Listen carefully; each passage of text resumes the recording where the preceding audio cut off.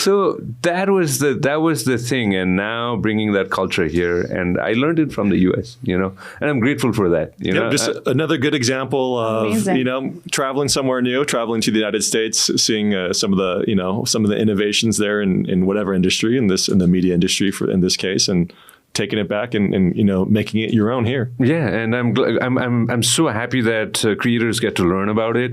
I've been a part of the Creators Mela for the past 4 years. Really? Yeah. Wow. And I've sit down with creators who've asked me questions back in the day. Now some of the creators have their own podcast, and that makes me happy. Now traditional media has their own podcast. That makes me even more happy that You're a pioneer for sure. they've taken it over. I'm just a guy who just wanted to sit down with about friends. it, which is nice. And you two will have a chance to discuss that at the Mela, right? You'll be on a panel talking about your public image versus the real you, and where the lines blur in that in your. I'm very in your work. excited for the panel that I'm going to be part in Chitwan. So the title is Confessions of a content creator. So Confessions of a content creator. it's very interesting. I think Lex is our moderator, so Lex is gonna ask some fun questions. I'm really looking forward to it. Plus, I was born in Chitwan. Oh, really? Awesome. Okay. I didn't know that. I Coming was born home. in Chitwan, so Great. it's very special for me that a big event like this is happening in Chitwan. So I'm very excited, and I feel like people from Chitwan are also excited to see me because that is the kind of response I'm getting. So I'm very excited. Is there a way to describe Chitwan creators? Well, I feel like they're very expressive. They're quite forward. I've heard that. Yeah. They don't hesitate to express. I don't know many of them, but I know that there are a lot of creative people there. Yeah. When it comes to designers, when it comes to makeup, a lot of them. Very confident. They don't hesitate to show what they're good at. So yeah. We're going to see many of them like that. Awesome. So it'll be a bit of a homecoming in a way, yeah? Yeah, going back home. Super excited. That is why on 16th, 17th, I'm busy with the event. And then after that, I'm going to just go explore. No, love it. You're going to Saura? Yes.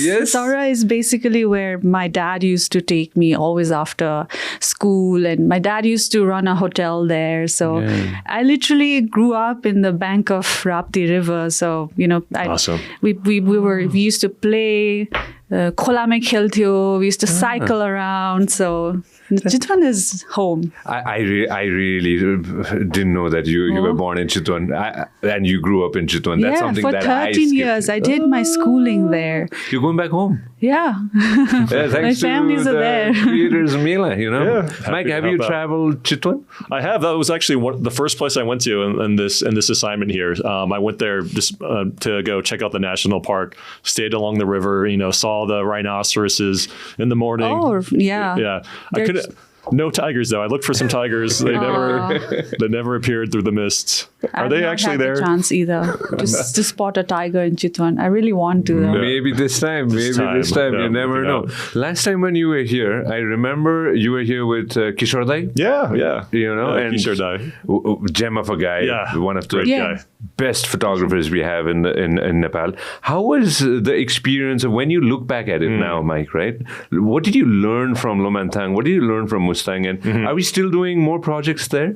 Yeah. So, I mean, first of all, I can't believe that was just a year ago that we were on this podcast with Kishore. It feels like time has just flown by. Yeah. Just an incredible experience with Kishore. We went up there around October, November 2024 because the U.S. Embassy was sponsoring his work to capture the change that has across the landscapes in Mustang.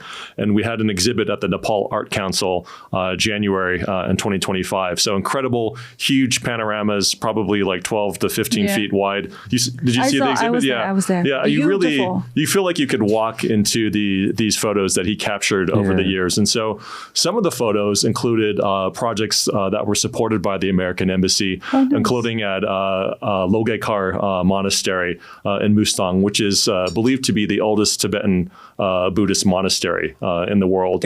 world. Right. So through U.S. Embassy support, we helped with the rebuilding the infrastructure of the monastery, but being in line with the traditional practices of building these monasteries, and also helping restore some of the murals there as well. Mike, mention it to me again so that we can search it, we can Google it again. I really want to see some pictures of it now. Logekar Monastery. Logekar Monastery. Look it up, boys. Yeah. I remember back in the day. I remember a gist of it, but now as soon as you mentioned that it's in the world, one of the oldest, I just want to go ahead and this is the one.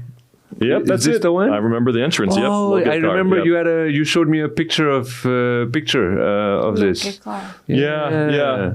And just really a powerful experience to walk through those. I mean, to trek into this monastery and to have people from the village singing singing to us, welcoming us into the monastery. And then go to the next picture, the one. Look at that. Is this Mike? Is this inside similar? Yeah. And there's actually Kishore Dai took a photo of one of the deities inside of there, and the deity has just such an intense, powerful gaze in his eyes, and so when you look into that photo, you feel that intense connection that he captured. And we had the good chance of going back to Mustang in May last year with Ambassador Thompson. So Ambassador Thompson led the official inauguration, reopening of this monastery, because the work had just completed. And then we went up to Lomontong and visited the ancient palace as well as Chod Monastery, which we're also doing another project to help restore artifacts at that monastery. So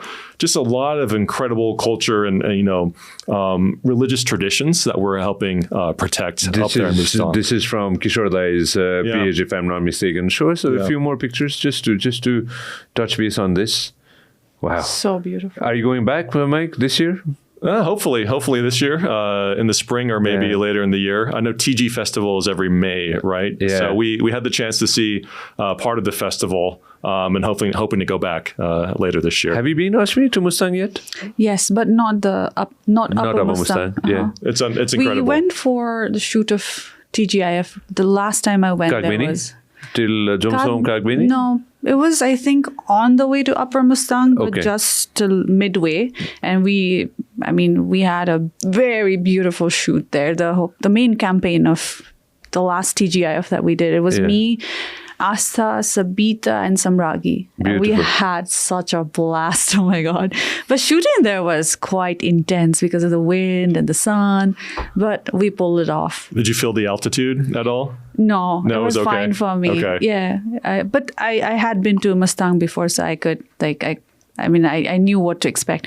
Is this working? Because quiet. I can't hear anything. You can't hear anything? But look, above. You okay? Fine. Yeah. You're fine? So we lost it? And we're coming back? Yeah, now it's fine. No, I'm glad we came back. Okay. No, the thing is, Mike, the question that you just asked, right? I want to reframe that and ask you that. Did you feel the altitude at Lobuche?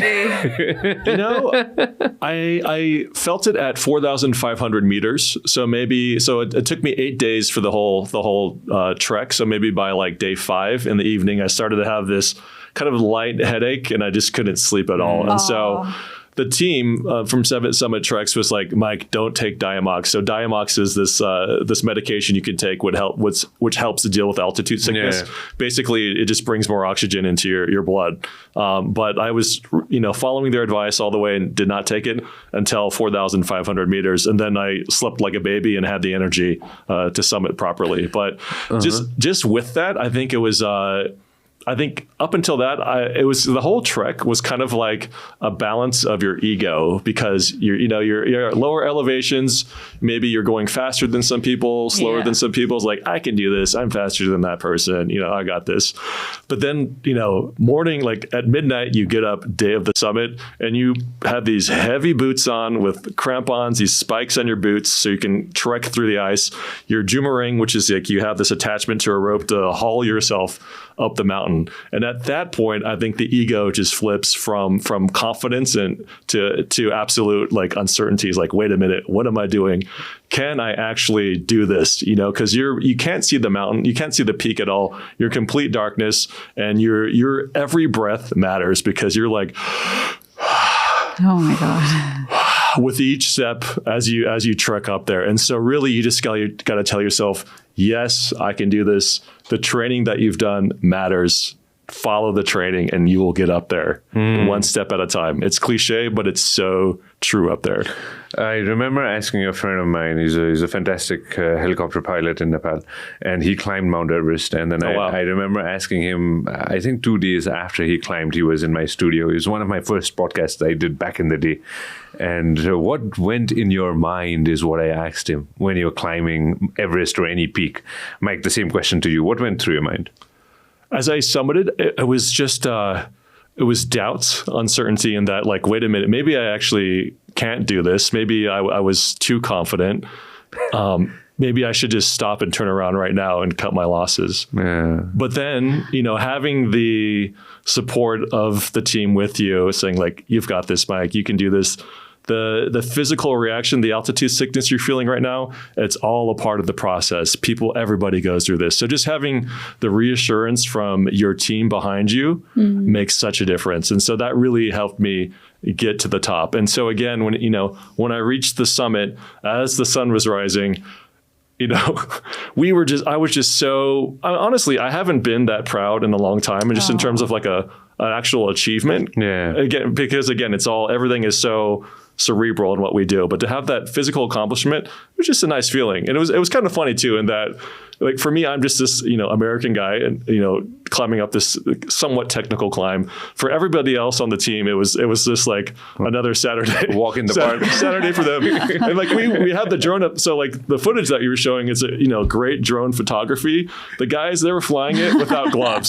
So so I'm up there in this, this heavy suit, expensive, thick gloves, and they're like flying the drone like it's no problem. It's like they could stay up there for another couple hours probably, but like I'm smiling there, but I'm freezing. I'm freezing actually as we're waving. That looks scary. That does look scary. There's so much I take from people who climb peaks, and all of us have our own peaks to climb, right? Yeah. You actually went and climbed one.